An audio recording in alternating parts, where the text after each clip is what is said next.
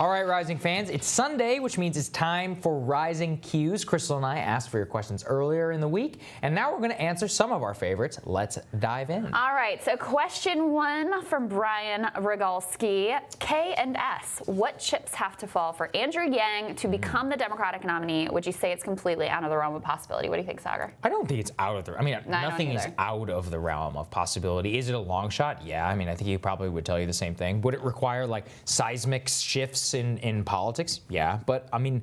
Nothing is out of the question.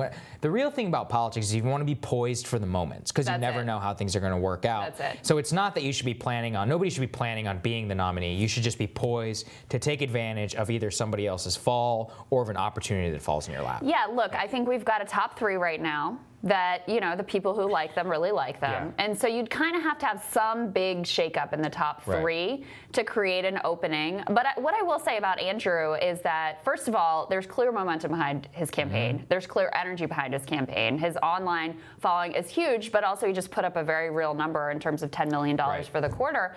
He's the one campaign that's been down in the single digits that actually has had a growth trajectory. And he also is the one campaign that is so different that it almost is like a sort of chaos theory campaign where you could see that moment happening and people going, oh, this is the guy. So yeah, I think it's certainly a long shot. But if you saw some significant breaking up at the top 3, I think people would take a look at Andrew. Absolutely. Couldn't agree more. All right, so our second question.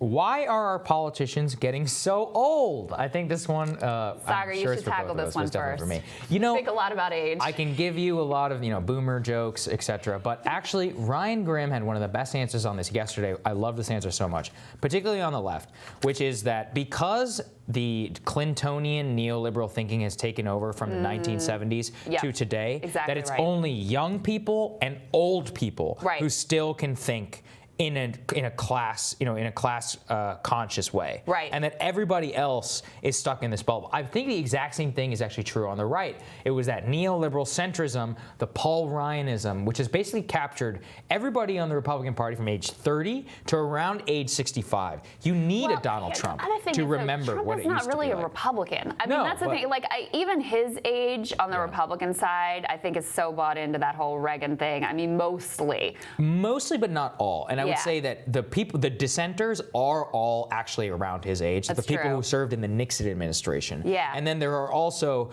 the younger ones who see it as an indictment of the current system. But it really does skew. I mean, look at Josh Hawley. He's only 39 years old. That's incredibly young to be in the United States. Yeah. They're 37, something like that. But you look even at Mayor Pete and Beto, who are in those like late 30s, 40s. In the Gen X even range, they're still in the Clintonian. That whole era was so scarred by losses by Dukakis and then Clinton coming in. But another thing Ryan always points out, he really has his book goes into all of this in great detail, but he points out that Clinton didn't run initially on this centrist BS campaign. It was a populist campaign, and my humble opinion, that's what we need to get back to. We have one final question here, though. Let's see. From SE, Krystal and Saagar, what impacts, if any, do you think Bernie's small health incident will have on his support among the public? Do you think the other candidates will try and use this health incident against him? I don't think anyone will say anything other than, well, it would be so dumb and catastrophically terrible and just horrible if they did anything other than that. Look, I think a lot of it is going to depend on this next debate. Right. This is his next time on a big stage. If he takes it to people, honestly, with expectations sort of lowered by this incident, it could actually be a big boost for his campaign. It's a shake-up moment, and if he comes out swinging and really going after the other people on the stage, I think he will be just fine. Yeah, if he would do well to honestly just spend the next 15 days in bed, just resting, have that voice ready, get ready. That debate stage is a huge springboard. Millions of people across the country will be watching. It's worth it more than having a few rallies and trying to get a few headlines saying Bernie is back. It just come on that debate and just swing for the fences. That's what he needs to do. That's what he needs to do.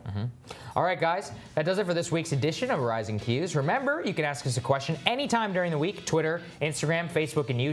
Just be sure to tag your question using the hashtag RisingQs so that we see it. We will see you all tomorrow. Yeah, have a great Sunday, guys. See you tomorrow morning.